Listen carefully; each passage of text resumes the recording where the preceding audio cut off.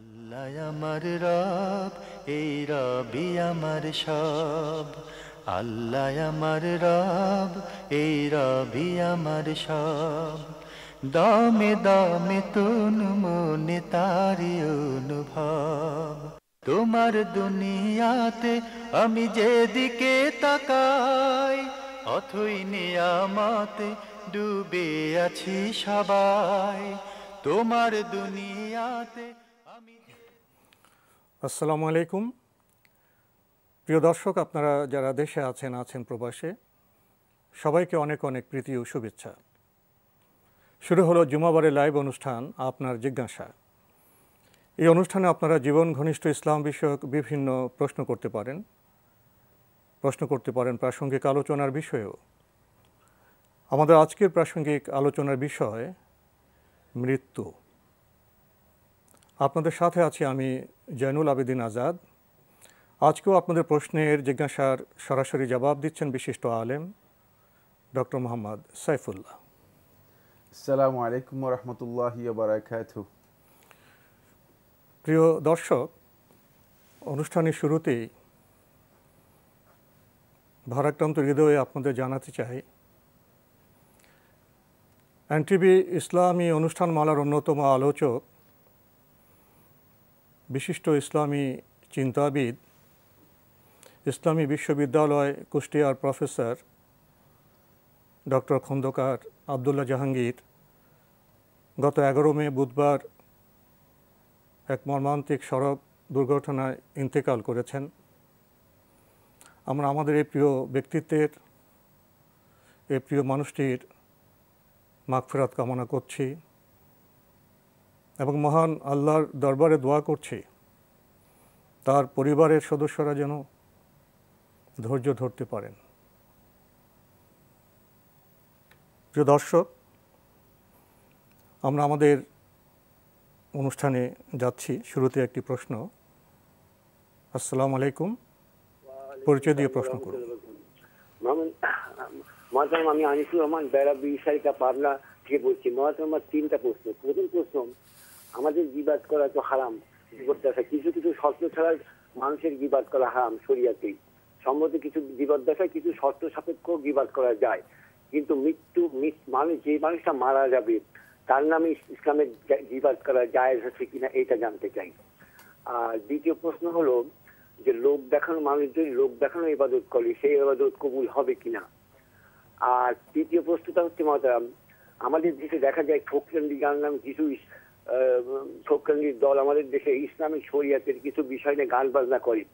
এরা কি ইসলাম এদের সাথে মেলামেশা বা এদের সাথে আত্মীয়তা বন্ধন বা এদের ইসলামের মধ্যে আছে কিনা এইটা একটু জানতে চাই, এবং এই সমস্ত গান শোনা জায়েজ কিনা এটুকু বলবেন। আসসালামু আলাইকুম ওয়া রাহমাতুল্লাহ। ধন্যবাদ আপনাকে। আপনি অনেকগুলো প্রশ্ন করেছেন। প্রথমে আপনি কিছু ভূমিকা দিয়েছেন, যে বলেছেন যে গীবত করা হারাম, তবে কিছু শর্ত সাপেক্ষে গীবতের বিষয় আসতে পারে। আরেকটি বিষয় উল্লেখ করেছেন, মৃত্যু পথযাত্রী এমন মানুষের কি গীবত করা যায়? ধন্যবাদ, আপনাকে অত্যন্ত গুরুত্বপূর্ণ প্রশ্ন করেছেন। আসলে গীবত করা হারাম যেটি, এটাই শুদ্ধ কথা।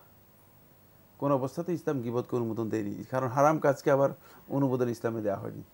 যেখানে মানে গীবতের বিষয়টি আলোচনা করা হয়েছে সেখানে হচ্ছে গীবত নয়, মূলত মানে কোনো একটা বিষয় সম্পর্কে যদি তথ্যের প্রয়োজন হয় সেক্ষেত্রে আপনাকে তার কোনো ব্যক্তির পেছনে তার তথ্য দেওয়া, সঠিক তথ্য দেওয়া আপনার জন্য জায়েজ। যেমন বিয়ে শাদী প্রসঙ্গে, সেটা গীবতের মধ্যে অন্তর্ভুক্ত হবে না, কিন্তু গীবত ইসলামী শরীয়তের মধ্যে হারাম।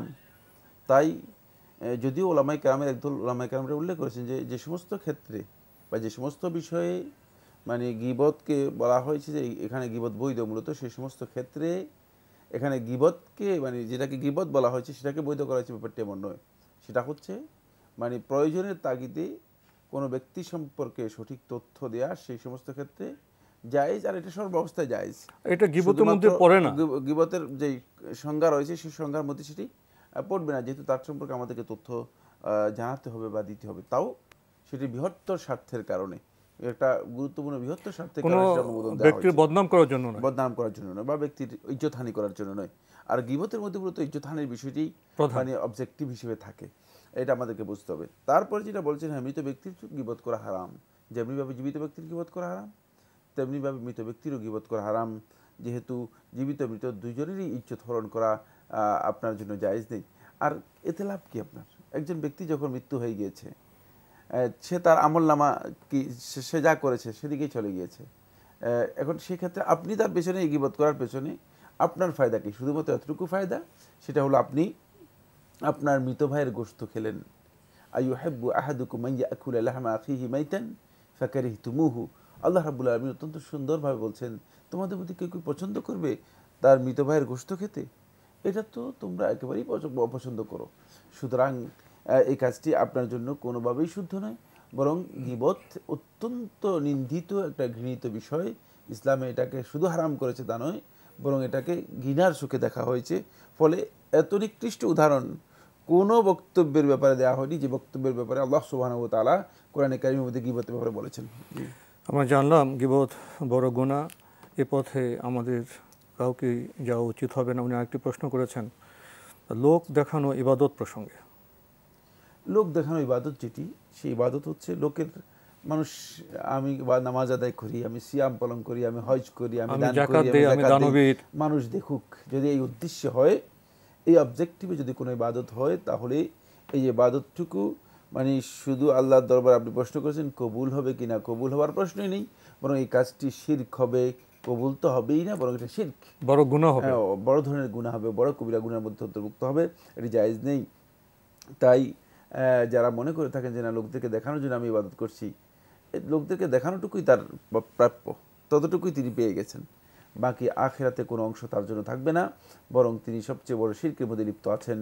আমাদেরকে সতর্ক থাকতে হবে, যেহেতু আল্লাহ নবী সাল্লাল্লাহু আলাইহি ওয়াসাল্লাম স্পষ্ট করে বলেছেন যে মানে আর ইন্নামার রিয়া মিনাশ শিরক, রিয়া হচ্ছে শিরকের মধ্যে অন্তর্ভুক্ত। তাই যারা রিয়া করবে সে শিরকের মধ্যে অন্তর্ভুক্ত হবে। কেউ রিয়ার উদ্দেশ্যে সালাত আদায় করে শিরক করলো।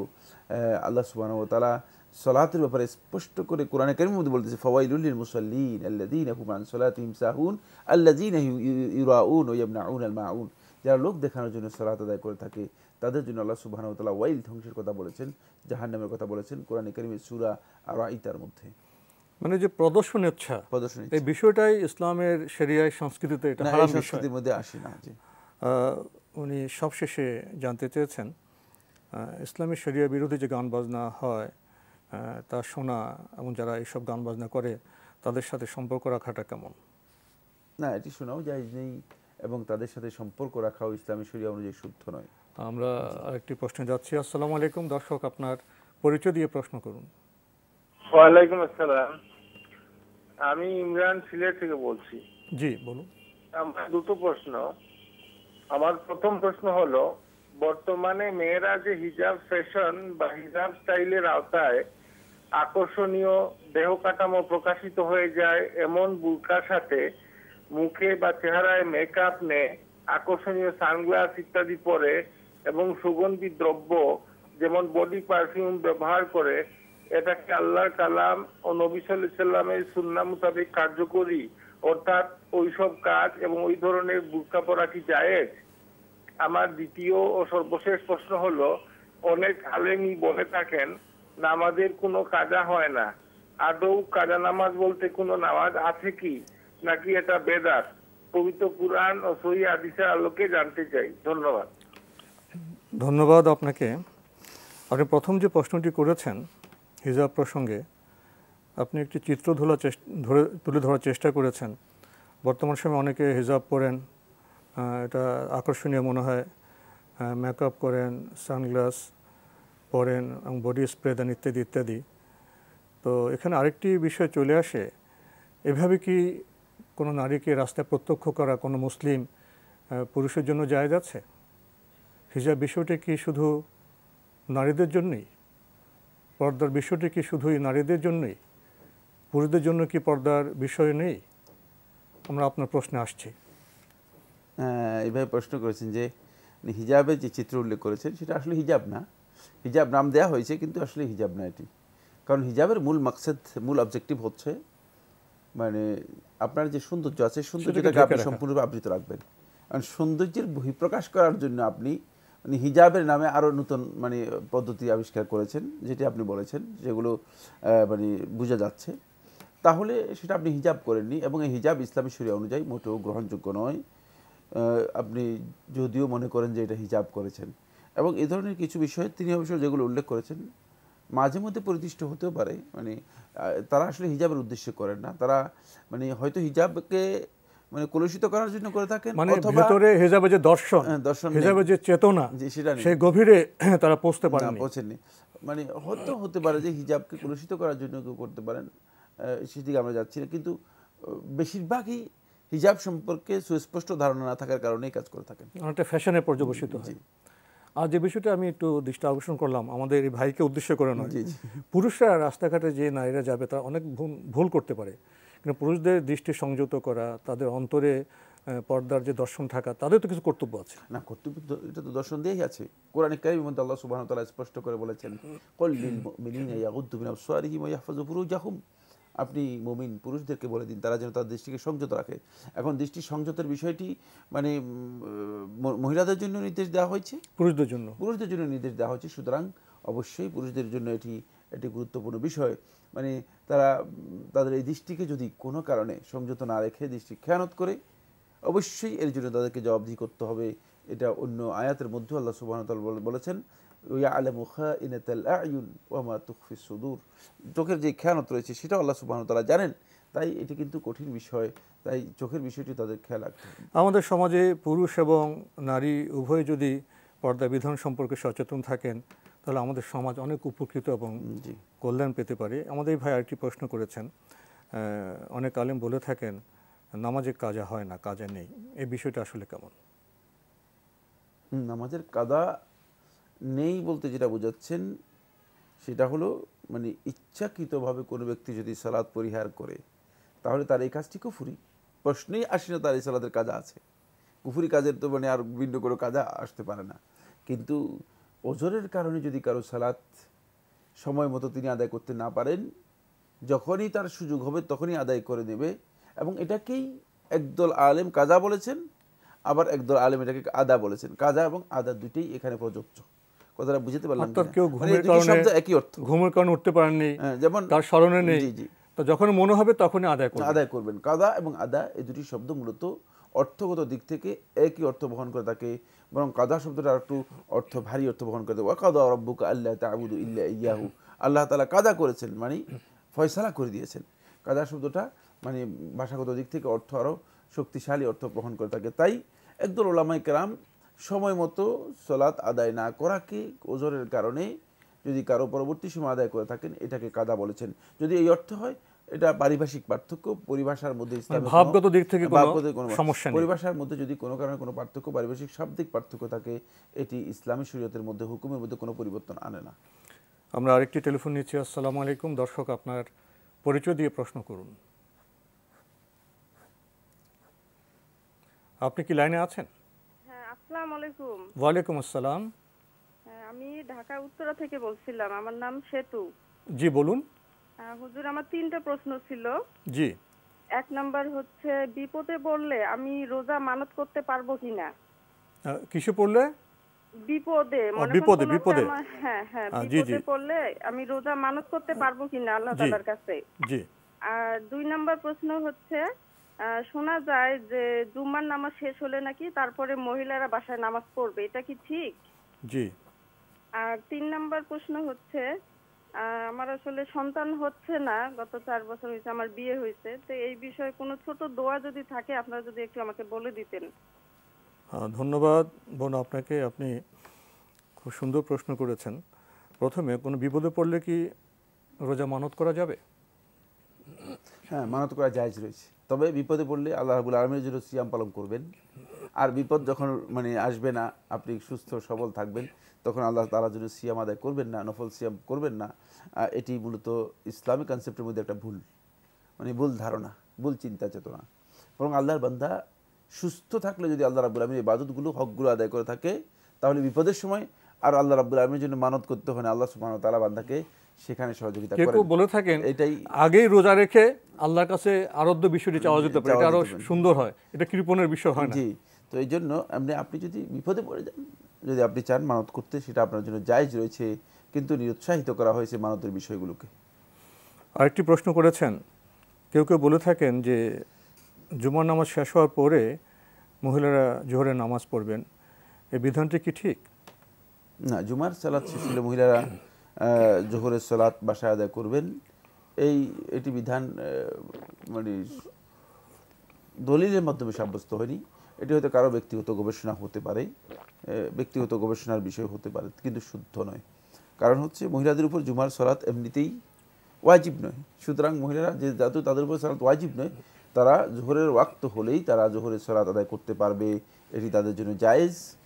তাই তাদেরকে জুমার সালাত শেষ হওয়া পর্যন্ত অপেক্ষা করার কোনো দরকার ইসলামী শরীয়তে নেই।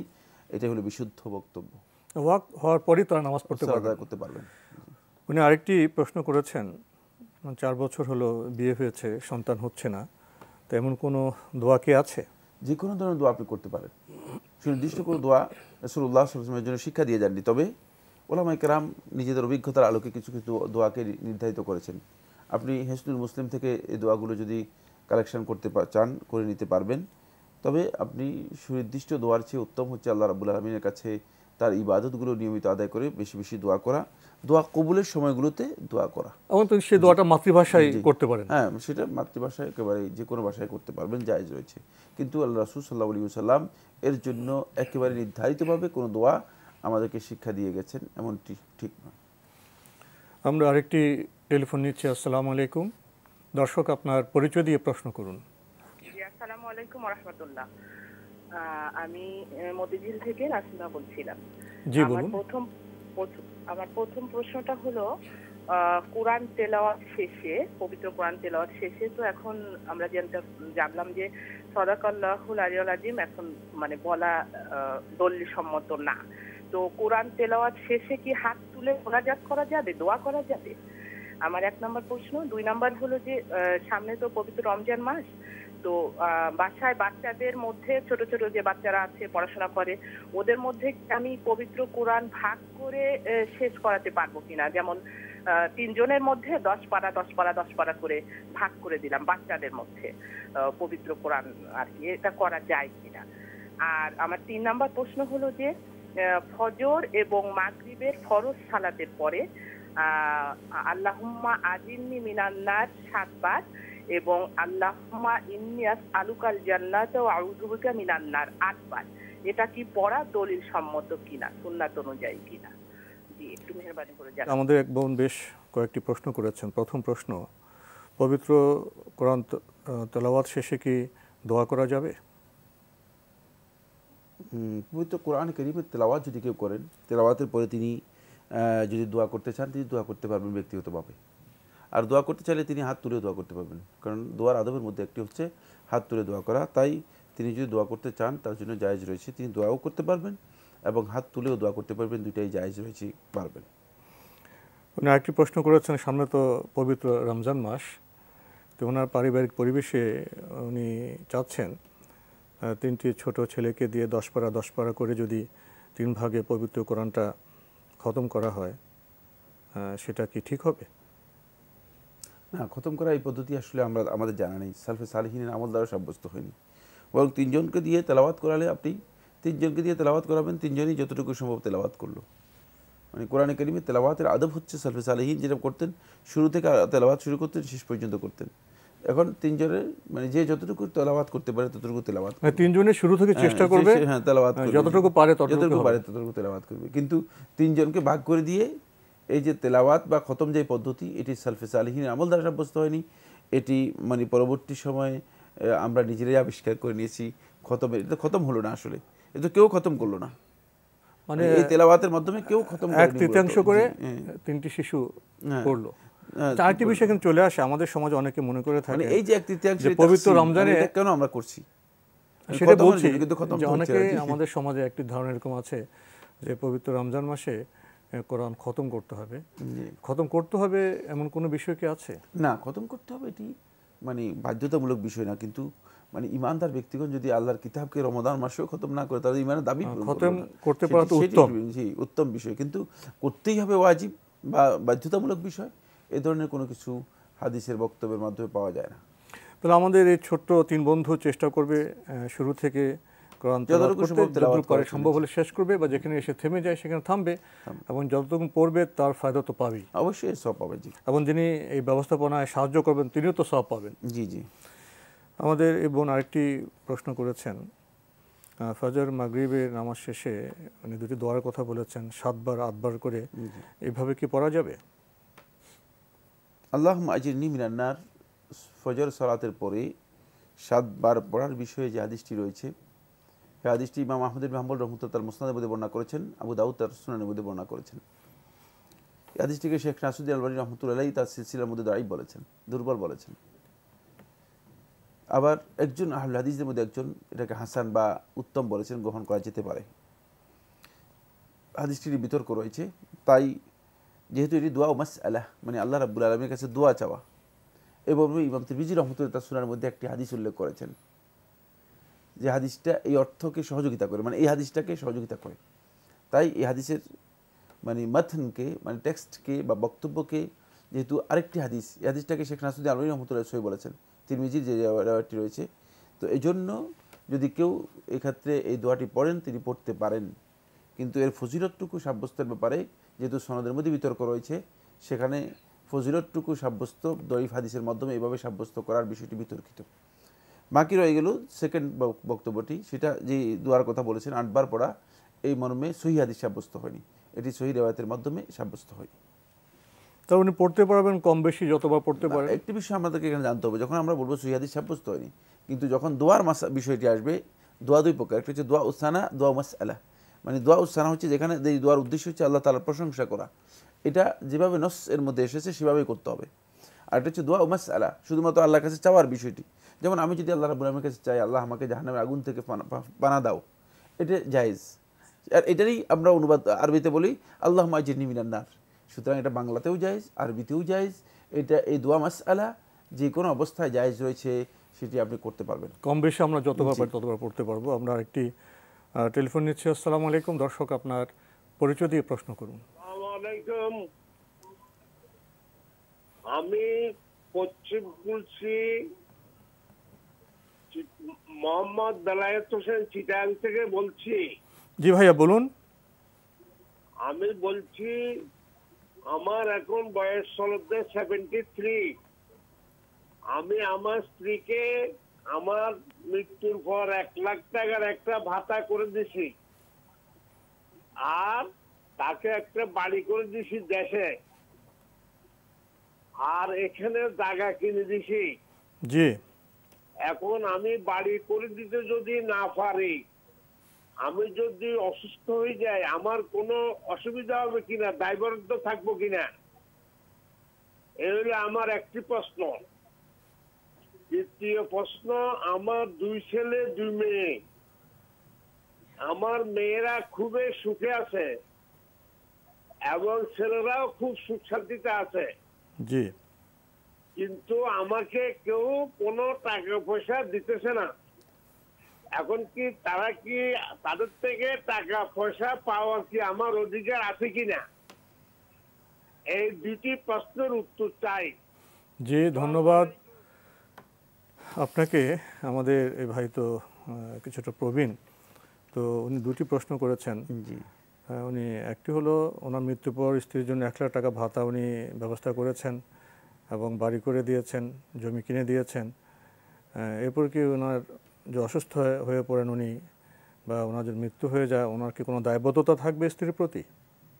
না, আপনার মৃত্যুর জন্য মানে কোনো দায়বদ্ধতা আপনার থাকবে না। মানে আপনি যতটুকু করেছেন ভালোই করেছেন আপনার স্ত্রীকে, কিন্তু এখানে একটি বিষয় আপনি ক্লিয়ার করেননি, সেটা হচ্ছে তার মহার, মানে তার উপর মানে আপনার যে মহর নির্ধারণ করেছেন সেটাকে আদায় করেছেন কিনা। হ্যাঁ, মানে এই সব কিছু করার পরেও যদি আপনি মহরটি আদায় না করে থাকেন, তাহলে কিন্তু দায়বদ্ধতা থেকেই গেল, মানে ঋণ থেকেই গেল। তাহলে দেনমোহর ওনাকে আদায় না করলে আদায় করতে হবে, প্রথমে ক্লিয়ার করতে হবে যে আপনি আসলে দেনমোহরটা আদায় করেছেন কিনা, সেটা কিন্তু আপনি এখানে আপনার প্রশ্নের মধ্যে একবার উল্লেখ করেননি, কারণ এটা আপনার সবচেয়ে গুরুত্বপূর্ণ একটি প্রশ্ন ছিল, মানে হওয়ার কথা ছিল, কিন্তু সেটা হয়নি, যেহেতু আপনি মহর সম্পর্কে হয়তো সেভাবে উপলব্ধি করেননি। হয়তো আপনি দিয়েও দিয়েছেন, হতে পারে। জি, হয়তো দিয়েও দিয়েছেন, সেটা হতে পারে। বাকি তার জন্য যে সমস্ত জিনিস আপনি করেছেন সেগুলো যথেষ্ট, যথেষ্ট, মানে এতে আপনি আর কোনো দায়বদ্ধতা আপনার আছে বলে আমার মনে হচ্ছে না ইসলামী শরিয়া অনুযায়ী। উনি আরেকটি প্রশ্ন করেছেন, ওনার 2 ছেলে 2 মেয়ে আছেন, তারা খুব সুখে শান্তিতে আছেন। তো ওনার একটি প্রশ্ন, ওরা কেউ ওনাকে টাকা পয়সা দেয় না, তো ওনার প্রশ্ন হলো ওনার কি সে অধিকার নেই? না, অধিকার বলতে মানে টাকা পয়সার ওনার প্রয়োজন আছে কিনা উনি সেটা উল্লেখ করেন নাই। মানে আপনার যদি প্রয়োজন থাকে তাহলে আপনার অধিকার আছে তাদের কাছে টাকা নেয়ার এবং তাদের দেওয়ার দায়িত্ব, তাদের দেওয়ার দায়িত্বও রয়েছে। বাকি তারা হয়তো আপনাকে দিচ্ছে না এমনটা হতে পারে, আমি জানি না। মানে হতে পারে যে ওনার কাছেও মানে প্রয়োজনীয় সম্পদ আছে, ওনার প্রয়োজন নেই, এই জন্য তারা হয়তো দিচ্ছে না। কিন্তু তাদের একটি জিনিস উপলব্ধি করা দরকার ছিল যে যেহেতু পিতা এই বয়সে উত্তীর্ণ হয়েছে, তাকে খুশি করার জন্য হলেও কিছু মানে হাদিয়া দেওয়া, উপহার তো দিতে পারে, দেখভাল তো করতেই পারে। সেক্ষেত্রে সন্তানরা যেহেতু অভাবী নয়, সন্তানদের উচিত ছিল যে আপনাকে কিছু মানে তারা যদি উপহার হিসেবে অন্তপক্ষে আপনার যদি প্রয়োজন না থাকে তাহলে দিতে পারতো, এবং এর মাধ্যমে আপনার সন্তুষ্টির বিষয় রয়েছে। এখানে সেটা বলছি যে পিতার মনে যে একটু অসন্তুষ্টি আছে, এটা তো খুবই গুরুত্বপূর্ণ বিষয়, যেহেতু সন্তানদের তো এটা উপলব্ধি করতে হবে। যেহেতু আল্লাহ রাসূল সাল্লাল্লাহু আলাইহি ওয়াসাল্লাম হাদিসের মধ্যে বলেছেন রিদা রাব্বি ফি রিদাল ওয়ালিদ, সন্তানের পিতার সন্তুষ্টির মধ্যে মূলত আল্লাহ তাআলা সন্তুষ্টি রয়েছে। এক্ষেত্রে সন্তানদেরকে এটা বোঝা উচিত ছিল যে আমাদের পিতাকে সন্তুষ্ট করার জন্য আমরা কি করেছি। বাকি আপনার যদি প্রয়োজন থাকে অবশ্যই আপনার অধিকার রয়েছে, আপনার সন্তানদের সম্পদ থেকে আপনি তাদের কাছে দাবি করতে পারবেন। শুধু দাবি নয়, তাদের সম্পদ থেকে আপনি ইচ্ছা করে গ্রহণ করতে পারবেন। আমরা আরেকটি টেলিফোন নিচ্ছি। আসসালামু আলাইকুম। দর্শক, আপনার পরিচয় দিয়ে প্রশ্ন করুন। আপনি কি লাইনে আছেন? জি, আমি আছি। জি বলুন, পরিচয় দিয়ে প্রশ্ন করুন। আমি রোকসানা বলছি মানিকগঞ্জ থেকে। জি বলুন। আমার প্রশ্ন হলো যে আমরা মহিলারা কিছু প্রশ্ন করতে চাই আপনাদের কাছে, হয়তো বা আপনার কাছে ফ্রিলি করতে পারি না, ব্যক্তিগত কিছু মানে প্রশ্ন মহিলাদের, এমন কোনো ব্যবস্থা কি আছে যে আমরা মানে মহিলাদের কাছে প্রশ্নগুলা বলে একটু সমাধানটা জানার, মানে এই ধরনের কোনো নাম্বার বা কি করলে আমরা এটা সমাধানটা পাবো? 1 নাম্বার। আর 2 নাম্বার প্রশ্ন হলো এই যে আমাদের সমাজে যে হিজড়া নামে যারা আছে আর কি, যে তৃতীয় লিঙ্গ যারা আছে, এদের সামনে যাওয়াটা কি আমাদের কতটুকু জায়েজ বা শরীয়ত সম্মতে কি বলে আর কি, এটা একটু জানতে চাইতেছি। ধন্যবাদ আপনাকে। আপনার প্রথম প্রশ্নটি খুবই গুরুত্বপূর্ণ। আমাদের মা বোনদের জীবনযাপনে অনেক প্রশ্ন আসে, মাসলা বিষয়ে আসে, সেগুলো জানতে হবে। তো জানার জন্য একটি সহজ মাধ্যম আমাদের এই প্রশ্ন উত্তরের আসর, আপনার জিজ্ঞাসা বিকেলের আসর, সেটা হতে পারে। এছাড়া বিভিন্ন ওয়েবসাইটে গিয়ে আপনারা জানতে পারেন, এবং মহিলাদের বিষয়ে ফিকি মাসলা সমৃদ্ধ বিভিন্ন গ্রন্থ আছে। এছাড়া আরও কিছু বিষয় থাকতে পারে, যদি আপনি বলেন। তিনি যে বিষয়টি বলেছেন মানে সেটা আমি আসলে এই মুহূর্তে মানে কোনো নাম্বার বা কোনো কিছু বলতে পারবো না। বাকি হয়তো মানে তিনি পরবর্তী ওয়েবসাইটে গেলে দেখবেন যে বিভিন্ন ওয়েবসাইটে গেলে দেখবেন যে সেখানে অনেকগুলো নাম্বার তিনি কালেক্ট করতে পারবেন। অনেক বোনেরা আছেন যারা ইসলাম সম্পর্কে যথেষ্ট পড়ালেখা করে মানে সমৃদ্ধ জ্ঞানের অধিকারী হয়েছেন, যারা তাদের মানে প্রশ্নগুলোর উত্তর দেওয়ার মতো যোগ্যতা রাখে, এরকম আছেন। কিন্তু আমি এই মুহূর্তে একজনের নাম্বার দেবো না বা দিতে পারবো না, আপনাকেই সেটা কালেকশন করার জন্য চেষ্টা করে নিতে হবে। এবং গ্রন্থ তো আছে অনেক, মানে তিনি বলেছেন যে কিছু কিছু বিষয় আছে হয়তো ক্রিটিক্যাল, সেগুলো তো আলোচনা করার বিষয় রয়েছে। জি, এই জন্য উনি আরেকটি প্রশ্ন করেছেন যে তৃতীয় লিঙ্গ বা হিজড়া, তাদের সামনে কি মহিলারা যেতে পারবেন? উত্তম হচ্ছে মহিলারা তাদের সামনে উপস্থিত না হওয়া, তাদের সামনে না যাওয়া, এটি হচ্ছে উত্তম কাজ। মানে যেহেতু মানে তাদের বিষয়টি নিয়ে যথেষ্ট একটু বিতর্কের বিষয় রয়েছে। কোনো প্রয়োজনে যেতে হয় সামনে, তাহলে তো পর্দা মেইনটেইন করে পর্দা মেইনটেইন করে যাওয়ার মাসালা তো আলোচনা করছি না। জি, সেটা তো হবেই, যেতেই পারবে। জি, আমরা আরেকটি প্রশ্ন নিচ্ছি। আসসালামু আলাইকুম। দর্শক, আপনার পরিচয় দিয়ে প্রশ্ন করুন। আসসালামু আলাইকুম, আমি নজরুল বলছিলাম কক্সবাজার থেকে। জি ভাইয়া বলুন। আমার 2টা প্রশ্ন ছিল। একটা হচ্ছে কি, কক্সবাজারে একটা রীতি আছে, কোনো মৃত্যুবার্ষিকী বা জন্মবার্ষিকীর সময় 10-12 জন মৌলবী ডেকে কোরআন খতম করার একটা রেওয়াজ আছে আর কি। তো এটা শরীয়ত সম্মত কিনা? আর দ্বিতীয় ব্যাপারটা হচ্ছে কি, আমার বাবা মারা যাওয়ার পরে একজন পাওনাদার আসছিল, বাট আমি ওনাকে পেমেন্টটা করতে পারি নাই। জি, উনি আমার আব্বা মারা যাওয়ার পরে হুম, একজন পাওনাদার আসছিল, অল্প জি, জি। কিছু টাকা পেতেন। তো আমি ওনাকে পেমেন্টটা করতে পারি নাই, এরপরে আমি ওনাকে আর খোঁজ পাই নাই। তো এটা আমি এখন পেমেন্ট করার জন্য ওনাকে খুঁজছি, কিন্তু পাচ্ছি না। তো এই ক্ষেত্রে আমি কি করতে পারি? ধন্যবাদ আপনাকে। গুরুত্বপূর্ণ কয়েকটি প্রশ্ন করেছেন। ওনার প্রথম প্রশ্ন, ওনাদের এলাকায় কারো মৃত্যুবার্ষিকী বা জন্মবার্ষিকী উপলক্ষে অনুষ্ঠানের আয়োজন করা হয় এবং সেখানে বেশ কয়েকজন মৌলভী সাহেবকে ডেকে কোরআন খতম করা হয়। এই বিষয়টি কি ইসলাম সম্মত? কোরআন খতমের যে পদ্ধতির কথা উনি উল্লেখ করেছেন, এই পদ্ধতি মূলত কোরআন এবং হাদিস দ্বারা সাব্যস্ত হয়। এটি একেবারেই নতুন পদ্ধতি, আমাদের নিজেদের তৈরি করা পদ্ধতি, এবং এর মাধ্যমে কোনো ব্যক্তি কোরআন খতম করেনি। মানে যিনি একটা পাঠ পড়েছেন ভাগ ভাগ করে, হ্যাঁ, মানে তিনি হয়তো 2 পারা বা 1 পারা পড়েছেন, কিন্তু তিনি তো কোরআন খতম করেন। তাই এর মাধ্যমে আসলে কোরআন খতম হয় না। মানে আমরা নিজেদের ধারণা অনুযায়ী এটাকে কোরআন খতম আখ্যায়িত করেছি, যেহেতু আমরা এটাকে পাঠ করেছি। এটা শুদ্ধ নয়। কোরআন খতমের পদ্ধতি এভাবে সেলাফদের আমল দ্বারাও সাব্যস্ত হয়নি, কোনো দলিলের মাধ্যমে সাব্যস্ত হয়নি। তাই ইবাদতের ক্ষেত্রে আমাদেরকে খেয়াল রাখতে হবে, ইবাদতের মূলনীতি হচ্ছে দলিল নির্ভর, দলিল ভিত্তিক ইবাদতই হচ্ছে আল্লাহ তাআলার কাছে গ্রহণযোগ্য, এটাই হচ্ছে ইবাদত। যেহেতু এখানে কোনো ধরনের দলিল নেই, সুতরাং এই কাজটি এভাবে এটা কোরআন পাঠ হতে পারে, কোরআন পাঠ হতে পারে, কোরআন খতম হয়নি এবং খতমের এই পদ্ধতি মোটেও শুদ্ধ নেই। আবার সেখানে দেখা যায় যে টাকা পয়সা দিয়ে একদল লোককে আনা হয়ে থাকে, এটি একেবারেই ইসলাম অনুমোদন দেয় না। এই পদ্ধতি আলেমদের মধ্যে যথেষ্ট বিতর্ক রয়েছে যে এইভাবে কোরআন তেলাওয়াত করে এই পদ্ধতিতে মানে টাকা নেওয়া বা এই পদ্ধতিতে কোরআন নিয়ে কোরআনকে বিক্রি করা, এগুলো মোটেও জায়েজ কিনা, এটি আলেমদের মাঝে অনেক বেশি বিতর্ক রয়েছে। বিশেষ করে ইমাম আবু হানিফা রাহমাতুল্লাহ আলাইহি, মানে হানাফি মাযহাবের ইমাম যিনি ছিলেন, তিনি এটাকে কঠিন হারাম বলেছেন। শুধু হারাম নয়, কঠিনভাবে হারাম বলেছেন। আমাদের যারা পরিবারের আপনজন কেউ মারা গেলে আমরা তো তার জন্য দোয়া করব, সেক্ষেত্রে তো আমরা ব্যক্তিগতভাবে কোরআন পড়তেই পারি, কোরআন পড়ে আমরা দোয়া করতে পারি। আপনজনরা যে অনুভূতি উপলব্ধি নিয়ে কোরআন পাঠ করবেন, দোয়া করবেন, সেটা তো উত্তম বিষয়। ব্যক্তিগতভাবে কোনো ব্যক্তি কোরআন তেলাওয়াত করলে তিনি কোরআনের সওয়াব পাবেন, কোরআন তেলাওয়াত করে তিনি যার জন্য দোয়া করতে চান দোয়া করতে পারবেন, এবং এটাই হচ্ছে ইবাদতের পদ্ধতি। এটা স্বভাব সম্মত, এটাই স্বাভাবিক, এটাই উপলব্ধি সম্পন্ন। বাহির থেকে আপনি ভাড়া করার মতো এটা অনুষ্ঠান হয়, এটা প্রকাশ হতে পারে, এটা প্রকাশ্য একটা প্রদর্শনের চেয়ে হতে পারে, কিন্তু ইবাদতের বা দোয়ার যে মর্মবাণী সেটা তো এর সাথে মোটেও মিলে না। উনি আরেকটি প্রশ্ন করেছেন, ওনার বাবা যখন ইন্তেকাল করেছেন তখন একজন পাওনাদার এসেছিলেন, সেই সময় তারা সেই পাওনাদারের পাওনাটা দিতে পারেননি, কিন্তু এখন দেওয়ার সামর্থ্য আছে, দিতে চাচ্ছেন, কিন্তু তাকে ওনারা পাচ্ছেন না। এই অবস্থা কি করতে পারেন?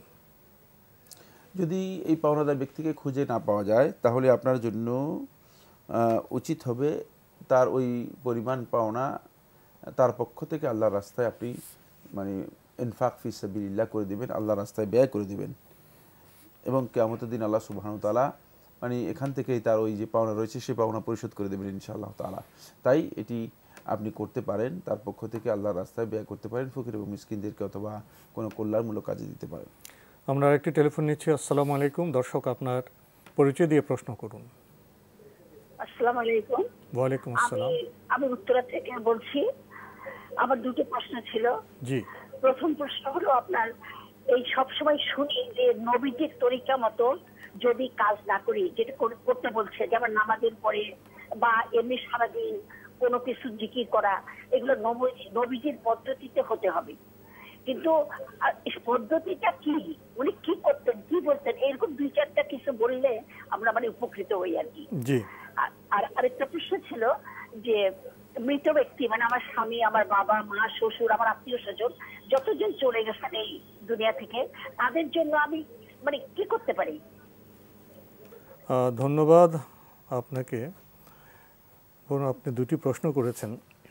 প্রথম যে আপনি ভূমিকা দিয়েছেন আমাদের যে সব ইবাদত বন্দেগী এগুলি নবীজির তরিকা বা মানহাজ অনুযায়ী হতে হবে, এটা আপনি ঠিকই বলেছেন, আপনি ঠিকই শুনেছেন। এরপর আপনি বলেছেন সেই পদ্ধতিগুলি বর্ণনা করা, এটা তো আমাদের ছোট্ট অনুষ্ঠানে তো এটা সম্ভব নয়, এ বিষয়ে গ্রন্থ আছে। তো আপনি সুনির্দিষ্ট যদি কোনো প্রশ্ন করতেন কোনো বিষয়ে, এ বিষয়ে নবী সাল্লাল্লাহু আলাইহি ওয়াসাল্লামের মানহাজ বা পদ্ধতি কী ছিল, যেমন এখানে আপনি একটু জিকিরের প্রসঙ্গটা উল্লেখ করেছেন, কিছু বলবেন এই ব্যাপারে? হ্যাঁ, তিনি যেটা বলেছেন সেটা হচ্ছে নবী সাল্লাল্লাহু আলাইহি ওয়াসাল্লামের পদ্ধতি তরিকা। এটা তো মানে 23 বছর তার নবুয়তি যে জিন্দেগি রয়েছে, এই গোটা 23 বছরের বিষয়। সুতরাং এটা এক কথার বিষয় না। বাকি জিকিরের ব্যাপারে আপনি যেটা বলেছেন, নবী সাল্লাল্লাহু আলাইহি ওয়াসাল্লাম এর জিকির ছিল, নবী সাল্লাল্লাহু আলাইহি ওয়াসাল্লাম নির্দিষ্ট বিষয়ে সুনির্দিষ্ট জিকির করেছেন, এবং মানে বিভিন্ন সময়, ঘরে ঢোকার সময়, ঘর থেকে বের হওয়ার সময়, মসজিদে ঢোকার সময়, মসজিদ থেকে বের হওয়ার সময়, টয়লেটে যাওয়ার সময়, টয়লেট থেকে বের হওয়ার সময়, এগুলোকে বলা হয় থাকে আল আযকার আল মুকাইয়াদা, মানে একটা সময় অথবা স্থানের সাথে নির্দিষ্ট যে নির্দিষ্ট বিষয়ে নির্দিষ্ট দোয়া, এই দোয়াগুলো অবশ্যই জেনে নিতে হবে। নবী সাল্লাল্লাহু আলাইহি ওয়াসাল্লাম যেখানে যেটা করেছেন, যেটি হাদিসের মাধ্যমে সাব্যস্ত হয়েছে, সহিহ বর্ণনার মাধ্যমে, সেটা করতে হবে। আবার নবী সাল্লাল্লাহু আলাইহি ওয়াসাল্লাম আল্লাহ সুবহানাহু ওয়া তাআলার নির্দেশ, ইয়া আইয়ুহাল্লাযীনা আমানু যকুরুল্লাহা যিকরান কাসীরা, হে ইমানদারগণ তোমরা আল্লাহ তাআলার বেশি বেশি অধিক পরিমাণে জিকির করো। এজন্য নবী সাল্লাল্লাহু আলাইহি ওয়াসাল্লাম লা ইয়াযালু লিসানাকা রাতবান বিযিকরিল্লাহ, যদি আল্লাহ রাব্বুল আলামিনের জিকিরের সাথে তোমার জিহ্বা সবসময় যেন সিক্ত থাকে, ভেজা থাকে, সেটা নবী সাল্লাল্লাহু আলাইহি ওয়াসাল্লাম যে সমস্ত জিকিরগুলো করতেন, সুবহানাল্লাহ, আলহামদুলিল্লাহ, লা ইলাহা ইল্লাল্লাহ, আল্লাহু আকবার, সুবহানাল্লাহি ওয়া বিহামদিহি আদা খালকিহি ওয়া রিদা নাফসিহি ওয়া জিনাতা আরশিহি ওয়া মিদাদা কালিমাতিহি, সুবহানাল্লাহি ওয়া বিহামদিহি সুবহানাল্লাহিল আযীম ইত্যাদি, যেগুলো মানে নবী সাল্লাল্লাহু আলাইহি ওয়াসাল্লাম সবসময় করতেন। যেমন আস্তাগফিরুল্লাহ ওয়া আতুবু ইলাইহি। আনাস ইবনে মালিক রাদিয়াল্লাহু আনহু বলতেছেন, এক মজলিসের মধ্যে আমরা বসলাম, আমরা গুনতেছিলাম, নবী সাল্লাল্লাহু আলাইহি ওয়াসাল্লাম 70-এর অধিকবার বলতেছিলেন আস্তাগফিরুল্লাহ ওয়া আতুবু ইলাইহি। তো এই বিষয়গুলো, এগুলো জিকিরের মধ্যে অন্তর্ভুক্ত, এগুলো হচ্ছে নবী সাল্লাল্লাহু আলাইহি ওয়াসাল্লামের জিকির। নবী সাল্লাল্লাহু আলাইহি ওয়াসাল্লামের জিকিরের নাম দিয়ে যদি কেউ মানে জিকির নিজে আবিষ্কার করে নেয় এবং সেটাকে তার ব্যক্তিগত পদ্ধতিতে জিকির হিসেবে করার জন্য বলে, এটি নবী সাল্লাল্লাহু আলাইহি ওয়াসাল্লামের তরিকা অনুযায়ী গ্রহণযোগ্য হবে না, বরং এটা বিদআত হবে, ইবাদত হবে না, গুনাহের কাজ হবে। তো আমাদের মাসনুন যে জিকিরগুলো আছে সেগুলো অনুসরণের জন্য কি হিসনুল মুসলিম গ্রন্থটি? হিসনুল মুসলিম পড়তে পারেন, আরও অনেকগুলো বই রয়েছে এই বিষয়ের উপর, যেগুলো বিশুদ্ধ বই, এগুলো আপনাকে অবশ্যই জানতে হবে, জি, জিকিরগুলো জেনে নিতে হবে। উনি আরেকটি প্রশ্ন করেছেন, পরিবারের লোকজন তো একসময় ইন্তেকাল করেন, তাদের জন্য কি করতে পারেন? সবচেয়ে ভালো কাজ, উত্তম কাজ, যেটি আল্লাহ নবী সাল্লাল্লাহু আলাইহি ওয়াসাল্লাম শিক্ষা দিয়েছেন, ওয়ালাদুন সালিহ ইয়াদউ লাহ, মানে আল্লাহর কাছে দোয়া করা। আমরা অনেকে মনে করে থাকি দোয়া করলে তো আমার টাকা পয়সা খরচ হয় না, এই জন্য মনে হয় এটা বেশ বেশি গুরুত্ব পাচ্ছে না। ব্যাপারটি এমন নয়। আমার আল্লাহ সুবহানাহু ওয়া তাআলা সবচেয়ে বেশি যে কাজে সন্তুষ্ট হন সেটি হচ্ছে দোয়া। তাই আল্লাহ রাব্বুল আলামিনের কাছে সবচেয়ে বেশি দোয়া করবেন। এরপর যদি আপনার অর্থনৈতিক সামর্থ্য থাকে, আপনি তার জন্য অর্থনৈতিকভাবে যেগুলো করা বৈধ সেগুলো সবগুলো করতে পারেন। লোকদের খাওয়ানো, জনকল্যাণমূলক কাজ করা, সদকা জারিয়া যা আছে সবগুলো করতে পারেন। মানুষের পানির ব্যবস্থা করে দেয়া। নবী সাল্লাল্লাহু আলাইহি ওয়াসাল্লামকে যখন প্রশ্ন করা হলো যে সবচেয়ে উত্তম সদকা কোনটি, তখন নবী সাল্লাল্লাহু আলাইহি ওয়াসাল্লাম বলেছেন যে লোকদেরকে পানি পান করানোর ব্যবস্থা করা। সুতরাং আপনি টিউবওয়েল বসিয়ে দিলেন, মানুষদেরকে পানি পান করানোর ব্যবস্থা করলেন, এটি সবচেয়ে উত্তম সদকার মধ্যে অন্তর্ভুক্ত। সেগুলো করার জন্য চেষ্টা করতে পারেন। আমাদের আজকের প্রাসঙ্গিক আলোচনার বিষয় ছিল মৃত্যু। মৃত্যু আসলে আমরা অনেকেই শুধু শুনেই থাকি, কিন্তু মৃত্যুর হাকিকত সম্পর্কে আমরা উপলব্ধি করি না। যদি সত্যিকার মৃত্যুর হাকিকতকে আমরা উপলব্ধি করতাম, তাহলে যেটা হতো সেটা হচ্ছে এই মৃত্যু আমাদের সবসময় এই দুই চোখের মাঝেই থাকতো, এবং মৃত্যুকে কেন্দ্র করে আমরা আমাদের নিজেদের আমলকে, নিজেদের আখলাককে, নিজেদের দৃষ্টিভঙ্গিকে, সব কিছুকে আমরা সংশোধন করতে পারতাম। এটি আমাদের জীবনের জন্য একটি পরম সত্য। আর এমন সত্য যে আল্লাহ সুবহানাহু ওয়া তাআলা এর নামকরণ করেছেন কোরআনের মধ্যে। যেমন মৃত্যু এর একটি নাম, আরেকটি নাম হচ্ছে আজালুম মুসাম্মান ইনদাহ, মানে আল্লাহর কাছে নির্ধারিত সময়। এই নির্ধারিত সময়কে আল্লাহ সুবহানাহু ওয়া তাআলা এটি আরেকটি নাম দিয়েছেন মৃত্যু। সুতরাং আমরা শেষ পর্যায়ে জানি না। ডক্টর খন্দকার আব্দুল জাহাঙ্গীর তো আপনাদের একটা অনুষ্ঠানে আসছিলেন, জি জি, সে ঝিনাইদহ থেকে মাগুরা হয়ে আসছিলেন, পথে তো ইন্তেকাল করলেন, আসতে পারলেন না। তাহলে মৃত্যুর নির্দিষ্ট সময় আছে, নির্দিষ্ট সময় রয়েছে, সেই সময় মৃত্যু আসে, তো কোনো সন্দেহ নেই। ইমানদার ব্যক্তিদেরকে সেটা বিশ্বাস করতে হবে। কিন্তু তার এই মৃত্যুটি আসলেই এটা হচ্ছে, এটাকে রাসূল সাল্লাল্লাহু আলাইহি ওয়াসাল্লাম হাদিসের ভাষায় বলেছেন যে মানে ফুজাতুল মউত, মানে হঠাৎ অকস্মাৎ যে মৃত্যু হয়ে যায়। নবী সাল্লাল্লাহু আলাইহি ওয়াসাল্লাম আল্লাহ রাব্বুল আলামিনের কাছে আশ্রয় চেয়েছেন, আশ্রয় প্রার্থনা করেছেন মিন ফুজাতিল মউত, এই ধরনের হঠাৎ মৃত্যু থেকে। মানে হঠাৎ মৃত্যুটি আসলে মানুষের খুব মানে মর্মান্তিক হয় এবং অনেকেই ব্যথিত হন। আর তিনি আসলেই বাংলাদেশে যে সমস্ত ইসলামের স্কলার আছে তাদের মধ্যে অত্যন্ত পরিচিত ব্যক্তিত্ব ছিলেন, যেটি প্রমাণ করেছে তার মৃত্যুর পরে লক্ষ লক্ষ লোক। তিনি শুধু যে জ্ঞানী ছিলেন তা নয়, ভালো লোক ছিলেন, আমল ভালো ছিল, এবং তিনি জ্ঞানকে গ্রন্থাকারে প্রকাশ করে গেছেন, দিনের অনেক খেদমত করে গেছেন, যথেষ্ট খেদমত করেছেন। আমরা আল্লাহ রাব্বুল আলামিনের কাছে তার জন্য দোয়া করব এবং আমরা সবার কাছে দোয়া চাই যেন আল্লাহ সুবহানাহু ওয়া তাআলা তাকে এই জন্য উত্তম যে প্রতিদান আছে আল্লাহ রাব্বুল আলামিনের কাছে সেটা দান করেন। প্রিয় দর্শক, আমরা সময়ের কারণে আজকে আর এগোতে পারছি না, প্রশ্ন নিতে পারছি না। তবে আপনাদের অবগতির জন্য জানাতে পারি, আপনার জিজ্ঞাসা অনুষ্ঠানটি টিভিতে রবি সোম মঙ্গল বুধে 4 দিন বিকেল 5:30 সম্প্রচার হয়ে থাকে। সেখানে আপনারা চিঠির মাধ্যমে, ইমেলের মাধ্যমে আপনাদের মনে জায়গা প্রশ্ন পাঠাতে পারেন। আমাদের ঠিকানা পরিচালক আপনার জিজ্ঞাসা, এনটিভি, বিএসসি ভবন, 7ম তলা, 102 কাজী নজরুল ইসলাম এভিনিউ, কারওয়ান বাজার, ঢাকা 1215। ইমেল অ্যাড্রেস আপনার জিজ্ঞাসা @ntvbd.com। প্রিয় দর্শক, সবশেষে রয়েছে গ্রন্থ পরিচিতি।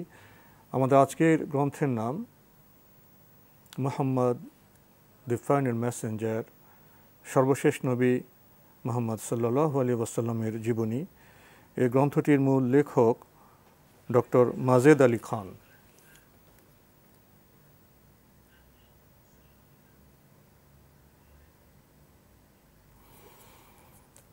সবশেষ নবী মুহাম্মদ সাল্লাল্লাহু আলাইহি ওয়াসাল্লাম, এই চমৎকার গ্রন্থটি বাংলা রূপান্তর করেছেন মোহাম্মদ নাসির উদ্দিন এবং প্রকৌশলী হাফেজ রফাব তাহসিন। এই গ্রন্থটি সম্পাদনা করেছেন ডক্টর মোহাম্মদ নুরুল আমিন। প্রকাশ করেছে দারুস সালাম বাংলাদেশ। গ্রন্থটির মূল্য 600 টাকা। দীর্ঘ সূচি রয়েছে, অনেক ছবি রয়েছে এখানে। আরব উপদ্বীপের ঐতিহাসিক প্রেক্ষাপট, রাসূলুল্লাহ সাল্লাল্লাহু আলাইহি ওয়াসাল্লামের আগমনের পূর্বে বিশ্বের সামাজিক ও রাজনৈতিক অবস্থা, আরব উপদ্বীপের ভূতাত্ত্বিক প্রেক্ষাপট, প্রাথমিক জীবন, মক্কা ইসলাম প্রচার, হিজরতের প্রথম বছর, হিজরতের দ্বিতীয় বছর, হিজরতের তৃতীয় বছর, এভাবে আরও অনেক বিষয় আছে। হিজরতের বছরগুলোতে কী কী কাজ তিনি করেছেন, নবুয়ত ও রাসূলতের সমাপ্তি, রাসূল সাল্লাল্লাহু আলাইহি ওয়াসাল্লামের স্ত্রী ও সন্তানগণ, আরও অনেক চমৎকার বিষয় রয়েছে গ্রন্থে। যদি আপনি দু এক লাইনে কিছু বলতেন। হ্যাঁ, নবী সাল্লাল্লাহু আলাইহি ওয়াসাল্লামের জীবনী এটি মূলত মুসলিম উম্মার বা উম্মতে মুহাম্মাদীর সবচেয়ে কাছের, সবচেয়ে উত্তম অবলম্বন। এই জন্য আল্লাহ সুবহানাহু ওয়া তাআলা এক কথায় বলে দিয়েছেন কোরআনের মধ্যে, লাকাদ কানা লাকুম ফি রাসূলিল্লাহি উসওয়াতুন হাসানাহ, তোমাদের জন্য আল্লাহ রাসূলের মধ্যেই রয়েছে উত্তম আদর্শ। আমরা আজকে আদর্শ খুঁজছি, আমরা আজকে নিজেদের জীবনের জন্য পরিত্রাণকারী তালাশ করছি, আমরা বিভিন্ন ধরনের চিন্তাধারার দিকে ধাবিত করছি। কিন্তু যদি আমরা এখানে আসতাম তাহলে আমরা সবচেয়ে বেশি শান্তি পেতাম।